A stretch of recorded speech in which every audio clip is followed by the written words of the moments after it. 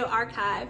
Before we get into making a t-shirt for the first time, I just wanted to discuss a little bit about what I really want this channel to manifest into. So Studio Archive for me, it started off in 2019 as really a space for me and my friends to sell items from our wardrobe and things that we would find at the thrift store that we'd be really excited to share with other people.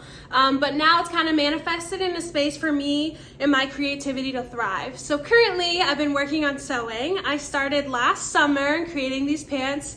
I'll show you in a little bit. They're really cute and funky. And now I'm actually interested in just expanding my projects. And I think what will really keep me motivated is with this one, as I have a client who's my cousin and her birthday's coming up, which gives me a deadline. And I have some fabric that I got at the thrift store. So promoting sustainability and reusing materials that would otherwise be thrown in a landfill. And we're gonna make something for her. She texted me recently saying we need to figure out our wardrobe for this trip to Canada we're taking for her 25th birthday. And I was like, I got you. I think I have an idea of a long sleeve black shirt that I would love to create for her, and we'll walk through everything and I'll show you inspiration pics. So first we're going to talk about our client a little bit, the measurements she gave us. We're going to talk about our inspiration and what we're really going for. We're going to talk about the fabric I'm using and how that will differentiate in terms of creating the pattern. Then we'll get into sewing, a try on, and final touches. So let's get into talking about our client. So again, it's going to be a birthday party in Canada in February, where of course it's going to be really freezing and cold. We're definitely going to need a long sleeve, but we want a top that really could stand out on its own, even if you have layers. So we really want to highlight something in the middle. So let's go into inspiration. The inspiration for our client, I'll put a little blurb right here. We really have the same style, so it was really easy to come up with something that I think I could do as a beginner sewer that would still make a statement piece for her birthday that I could make in this deadline. So it looks pretty simple. We have long sleeves, we have a nice low neckline, and then there's gonna be places where it's exposed skin. What we'll do also, like either with the fabric to create a string that I'll rope through, or maybe grabbing something that I have, maybe like shoestring or something like that. That might be a bad idea, but let's keep going. In terms of the fabric, I have it right here. These are actually another pair of pants I'm working on as well. The way I'm doing things so far in terms of my patterns, I have this fabric that I really want to use. You'll see in another episode then, but I didn't want to ruin it. So they always say like use practice fabric, and this is what this fabric has been to me. So again, these are a pair of pants. I still have to do the waistline and everything, but you know. So for her piece, you can tell this fabric is super stretchy, right? It has a really nice shine to it though that I think is really beautiful, and making it not just a black garment but having a shine just makes it a little fancier. So you can see this is super stretchy. So when we think about her measurements, we want to really account for that in terms of the fabric that we are using. But let's get into talking a little bit about the pattern. So going into the pattern, I'll drop a link in the description below of the video that I used to help me really determine the sleeves. That's where I'm most concerned in being able to put this garment together successfully. So within this video, she had you really do a measurement of like your elbow stretched out. So I had my cousin give me those extra measurements as well. So we're gonna go and use whatever I have. Usually for a pattern, I was using old Christmas wrapping paper, which use whatever you have, right? Sustainability. But I did use all of that to create this pattern for these pants that aren't complete yet, but it's coming. And I think I'm gonna use some like brown bags. I could get Stop and Shop bags or Walmart, even like Old Navy. I keep all those bags so I could rip them up and use them for patterns. So let's try and make this pattern together based on her measurements. In terms of the pattern, there are a few techniques that we could take. First, you want to make sure that you always double check your measurements. And I also was able to draw out what the front and the back would look like, color coded everything to really be helpful in the long run. There is another strategy that a lot of people take, especially on YouTube, of using a top that you already have, something really similar of what you want your outcome to come as, and using that onto your pattern. So again, I stated that I just use random like paper bags, anything that you have, to really get these measurements written on here and create a pattern. So what I did is I took these main measurements. For example, her waist, 33 inches. We do create a fold so that the other side will be duplicated exactly. And so we took the waist, divided it by 4, since this is going to be a fold and actually come out as a full front. So waist here, 8.5, bust, 9.25 inches. And this is where I kind of had some struggle in terms of this part, and this is why this was so helpful for me. So you would just lay this on top and be really mindful of where the actual seam is and draw and estimate that. So from there, I was able to use this. I figured I actually would use this for the front and the back. So instead of this having a really high neckline, it's gonna have the same kind of neckline as here, because I thought that was fun since this one also does the same thing, the front and the back, and I do like how this top fits. So from there, I was able to cut out the pattern, and I don't have any weights for fabric. I just use some cans that I have around the house, and this guy is always taking up space.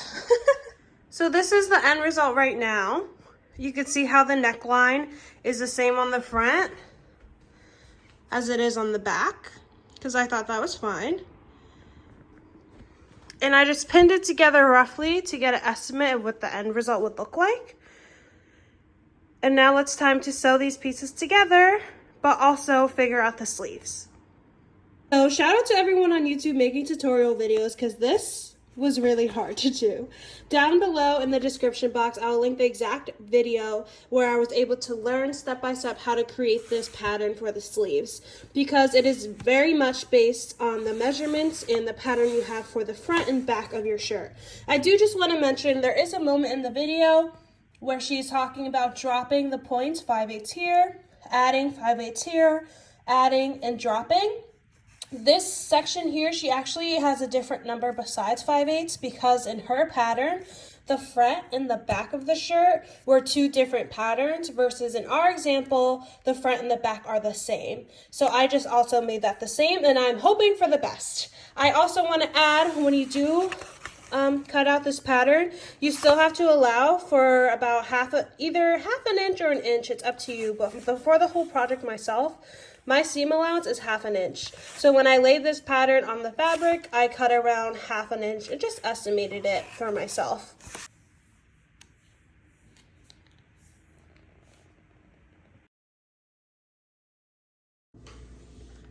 Before we hop into sewing, I do want to point out this is a multiple day project, so outfit change.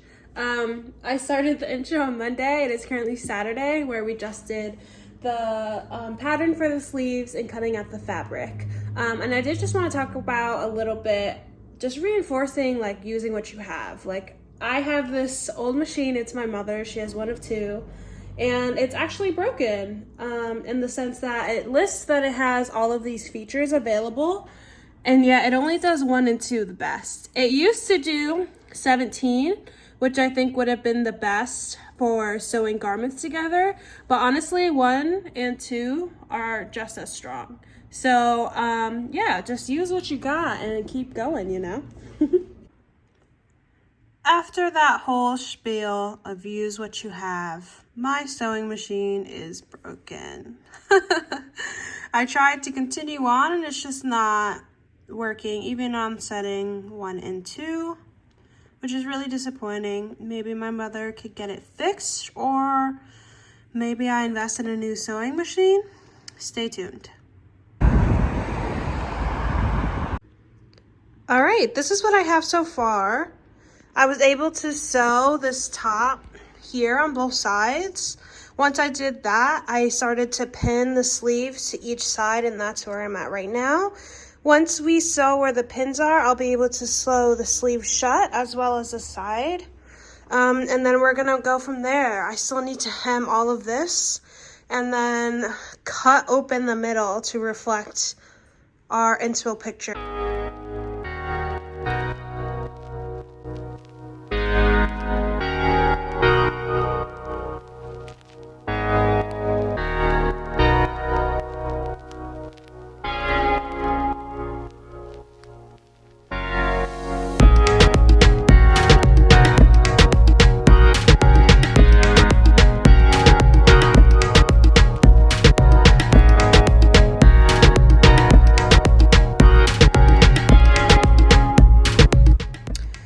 So here's where we play around a little bit.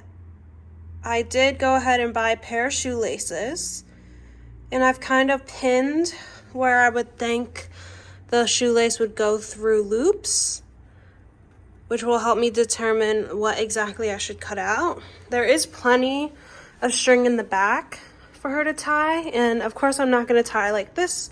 I'll probably sew the two ends together, like cut off here, sew them together so it's seamless, but only in the front, of course, because that needs to be tying a bow tie. But yeah, I think I'm gonna sit on this, reach out to my client, and go from there.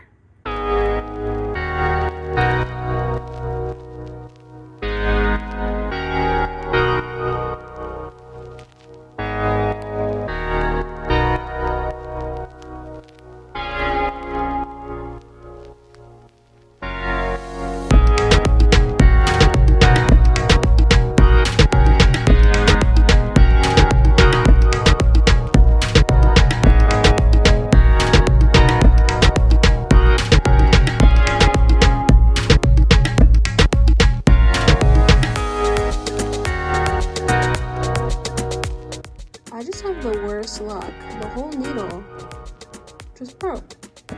So I have to pause again. Okay, y'all, we actually got somewhere. So I went ahead and did all the sewing. As you could see, I simply did a little more than ½ an inch, and I actually changed the rope to the fabric and inverted it and everything so it's a proper string. So this is where it got so far. I did have some questions if I should sew these shut so that they actually stay together, but I think it'd be good enough as is. I'm gonna do a quick try on, but I also need to determine where and how much I'm gonna be hemming off the edge. So I guess that's next steps there.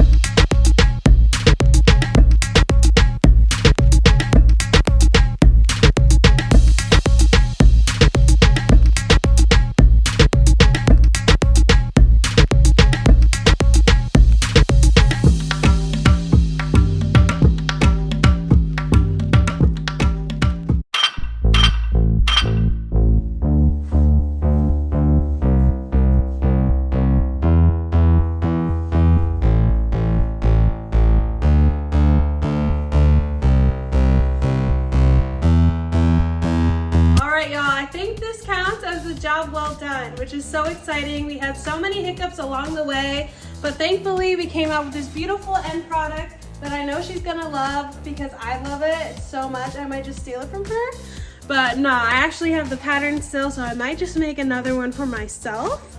Honestly, this was a struggle and I'm so thankful that we got through it together. The motivation to just keep going and never give up has really resulted in something really super fun that I could say that I did that, you know? So thank you again for watching Studio Archive. Let me know if you have any other ideas for future videos, and I'll talk to you guys later. Thank you.